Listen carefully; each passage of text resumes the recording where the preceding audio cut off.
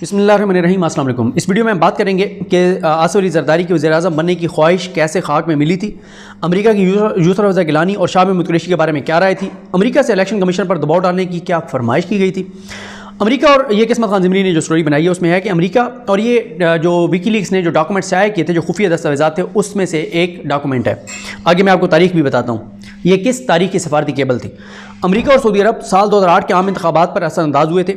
आम इंतखाबात से कबल अमेरिका ने बेनज़ीर भुट्टो और जनरल परवेज़ मुशर्रफ के दरमियान डील करवाई थी, NRO करवाया था, जिसके बाद बेनज़ीर भुट्टो वतन वापस आने में कामयाब हुई और उसी NRO की बदौलत सितंबर 2008 में आसिफ अली ज़रदारी, जो करप्शन में पूरी दुनिया में बदनाम थे, मुल्क का सदर बनने में कामयाब हो गए थे। इसी तरह साल 2007 में आम इंतखाबात से कबल सऊदी अरब और मुशर्रफ हुकूमत की डील की बदौलत शरीफ ख़ानदान वापस आने में कामयाब हुआ था। यह ख़ानदान मुल्क से भागा भी डील की बदौलत था और आया भी डील की बदौलत। अमरीकी सफारत खाने की खुफिया दस्तावेज़ात के मुताबिक साल 2008 के आम इंतखाबात की मुहिम में नून लीग की इलेक्शन मुहिम की फंडिंग एक गैर मुल्क सऊदी अरब ने की थी।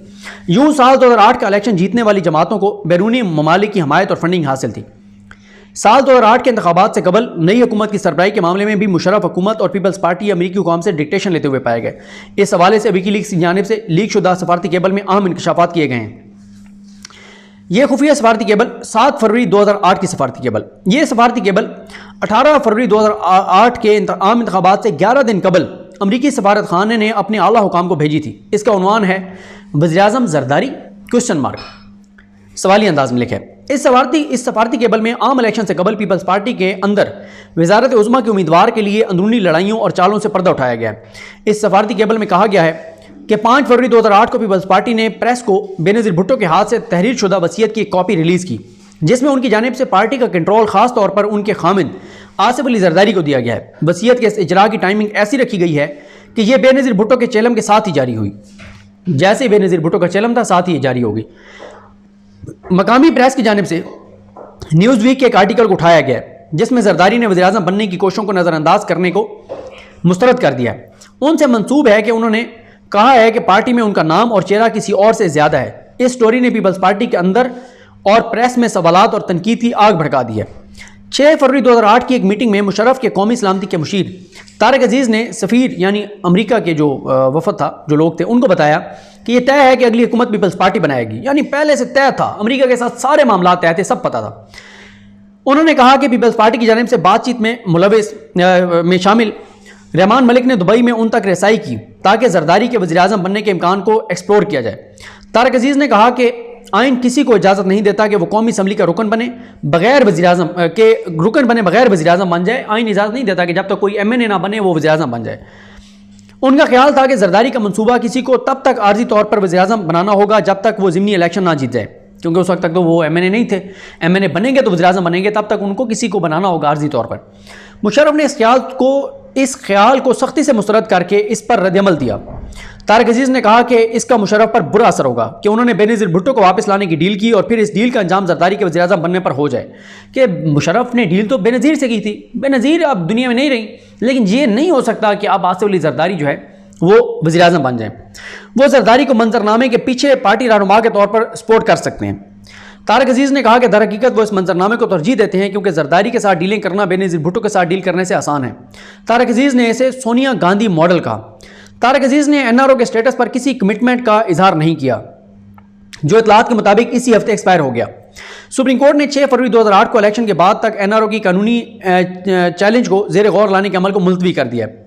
तारिक अजीज़ ने इन अफवाहों की तस्दीक की है कि पीपल्स पार्टी में संजीदा तकसीम सर उठा रही है। तारिक अजीज़ ने खबर दी कि जब ज़रदारी को पता चला कि अमीन फ़हीम की हमसे मुलाकात हुई है तो उसने उन्हें इस्लामाबाद वापस बुला लिया है। ज़रदारी ने तारिक अजीज़ को बताया था कि वज़ीर-ए-आज़म के लिए उनके उम्मीदवार अमीन फ़हीम हैं।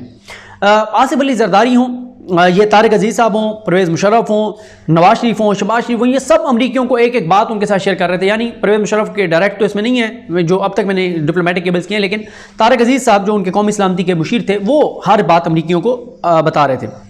ताहम तारिक अजीज़ ने यह भी कहा कि ज़रदारी पीपल्स पार्टी की वज़ारत उज़्मा की दौड़ में शामिल दीगर अफराद, जिनमें वाइस चेयरमैन यूसुफ रज़ा गिलानी शामिल हैं, पीपल्स पार्टी पंजाब के सदर शाह महमूद कुरैशी शामिल हैं और साबिक वज़ीर दिफा आफ्ताब शाबान मिरानी को भी मिले जुले इशारे दे रहे थे और अपने ऑप्शंस को खुला रख रहे थे। यानी इन तीनों को ज़रदारी कह रहे थे तुम्हें भी बना सकता हूँ, तुम्हें भी बना सकता हूँ, तुम्हें भी बना सकता हूँ। तारिक अजीज़ ने कहा कि ISI सरबराह नदीम ताज जल्द जरदारी से मिलेंगे ताकि उन्हें वज़ीर-ए-आज़म के ओहदे के लिए भाग दौड़ से करने से रोका जा सके, कि उन्हें रोका जाए। आईएसआई के चीफ मिलेंगे और उन्हें कहेंगे आप ना बने। जरदारी के हामियों ने फौरी पर ही हमसे रब्ता करके असरार किया कि न्यूज़ वीक की स्टोरी ने गलत अंदाज में सूरत हाल को पेश किया है। यानी अमरीकियों को कह रहे थे कि नहीं गलत इसने खबर दिया है, ऐसी कोई बात नहीं है। पीपल्स पार्टी के इंटरनेशनल प्रेस कोऑर्डिनेटर फरा अस्फहानी ने 6 फरवरी को बताया कि जरदारी वज़ीर-ए-आज़म के लिए अमीन फ़हीम की हिमायत करेंगे, लेकिन वो ऐसा इलेक्शन के बाद करेंगे। शामी महमूद कुरैशी भी खुद को बेहतरीन उम्मीदवार के तौर पर प्रमोट कर रहे हैं और सीजी लाहौर ने रिपोर्ट किया है कि गिलानी और कुरैशी के माबैन अंदरूनी लड़ाई ने जनूबी पंजाब में पार्टी के मंजरनामे को कमज़ोर कर दिया है। पीपल्स पार्टी के तमाम राब्ते वज़ारत उज़्मा के मुख्तलिफ उम्मीदवारों के पीछे खड़े हो रहे हैं और अपनी अपनी चॉइसेस के लिए हमारी सपोर्ट मांग रहे हैं। यानी अमेरिका कह रहा है कि हमसे सब राब्ते कर रहे हैं अपनी अपनी सपोर्ट हासिल करने के लिए, कानूनी तकाजे। अगर जरदारी ने वज़ीर-ए-आज़म बनने की कोशिश करनी है तो उन्हें कुछ रुकावटों पर काबू पाना होगा। पाकिस्तान के आइन के मुताबिक वज़ीर-ए-आज़म बनने के लिए आपको कौमी असम्बली का रुकन होना चाहिए।